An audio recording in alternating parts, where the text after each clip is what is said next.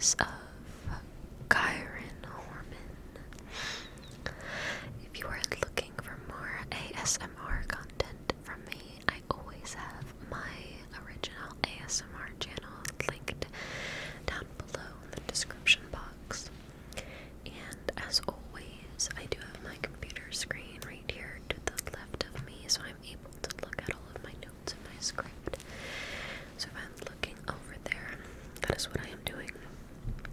But without further ado, let us get into it. So Kyron Horman was a 7-year-old boy from Portland, Oregon, who went missing on June 4th, 2010. Born on September 9th, 2002, Kyron was the son of Tony and Desiree Horman. He was described as a bright, inquisitive child for a love of science and animals.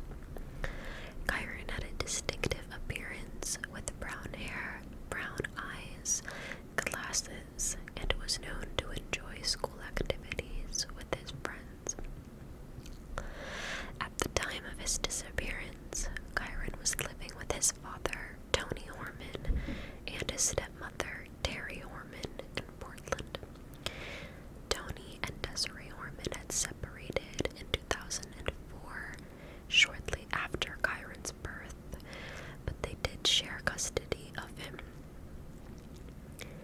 Desiree was living in Medford, Oregon, with her new partner, while Tony and Terry had full time with Kyron as he lived with them. During the separation, Tony and Desiree maintained a cooperative relationship for Kyron's well-being, and they both had regular contact with him. Terry Horman, the stepmom, who had been married to Tony since 2007, played an important role in Kyron's daily life. She was a stay-at-home mother to Kyron and his half-siblings, including her daughter from a previous relationship and another child the couple had together.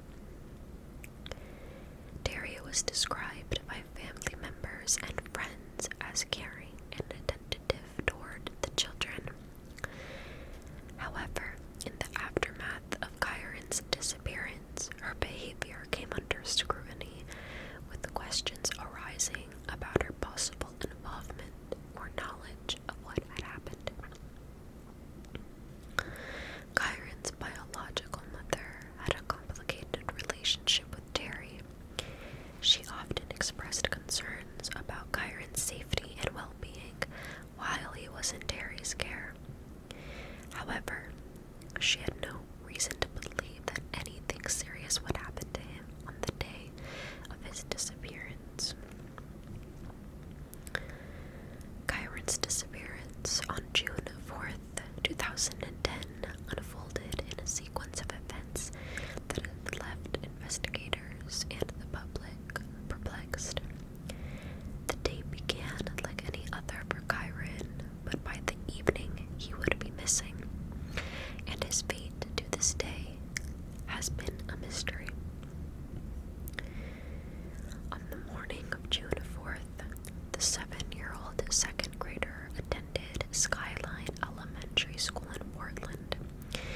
It was a special day for Kyron, as the school was hosting a science fair. He had created a project involving a display of frogs, which he was excited to show off. He had been working on his project for some time and was eager to share it with both his classmates and his parents that day. Kyron's stepmother, Terry, drove him to school that morning around 8 a.m., as every other day she would. Terry dropped him off at the school to attend the science fair, which was scheduled to run through the morning hours. Witnesses reported seeing Kyron with Terry at this event, where he was excitedly showing off his science project. According to Terry,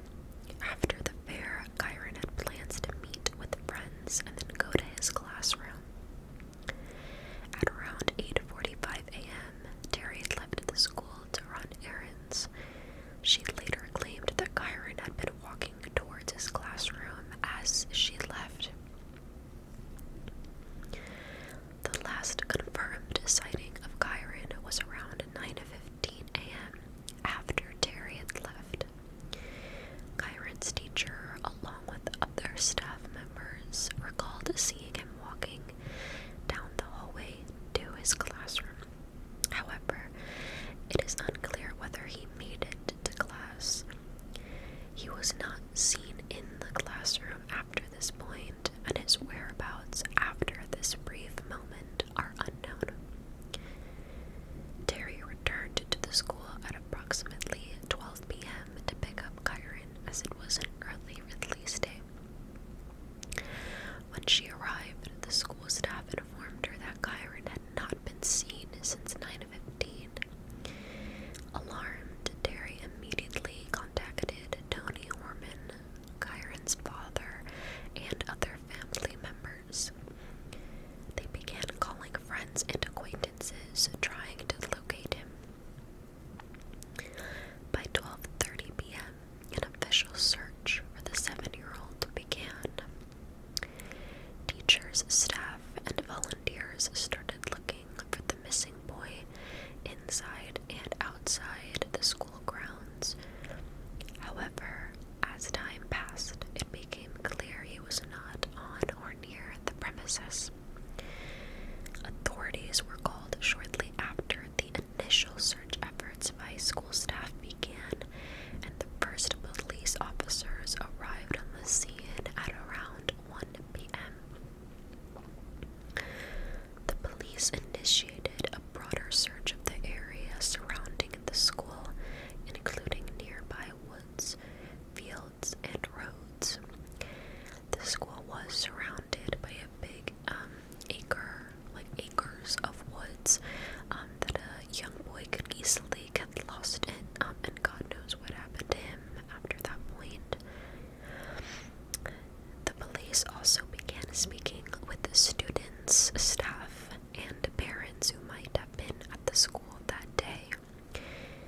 However, as hours passed with no sign of Kyron, it became evident that something serious had occurred. As the day progressed, Kyron's parents and stepmother were, of course, devastated and frantic. Desiree, Kyron's biological mother, who was living in Medford, Oregon at the time, was contacted by Tony. Desiree immediately began making arrangements to come to Portland, arriving later that very day to assist in the search. Kyron's father was, of course, deeply shaken by the news. He later spoke to the media about his overwhelming concern for his son's safety. Terry, too, was visibly upset and cooperating with law enforcement as well. By the time evening fell on June 4th, the search for Kyron had expanded, with local law enforcement, search and rescue teams, and volunteers combing the area around Skyline Elementary and beyond. Media coverage of Kyron's disappearance began to spread, bringing more attention to the case. But despite the large-scale efforts, there was no sign of Kyron. By the end of June 4th, Kyron had been missing for several hours, and authorities had no answers. And of course, the public was left in shock and in confusion, unsure of what happened to the young boy and where he possibly could be. Local law enforcement in the days after, along with search and rescue teams, combed the area around Skyline Elementary. Like I said, there was a lot of woods surrounding the school, which is kind of a little bit crazy to me that you would put an elementary school right next to the edge of a giant wood. But, hindsight is of course 2020. Helicopters were used to scan a large area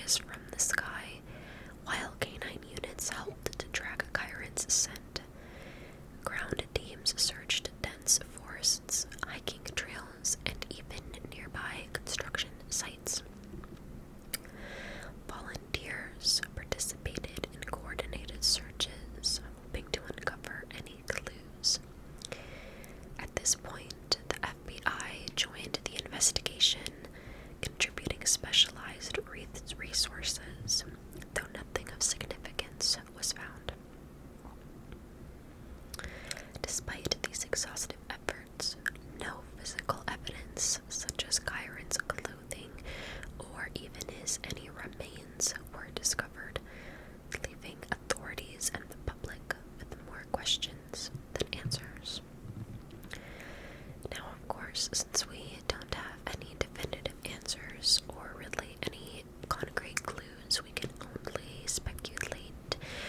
So I have at least some of the most common theories here, and I will discuss them with you.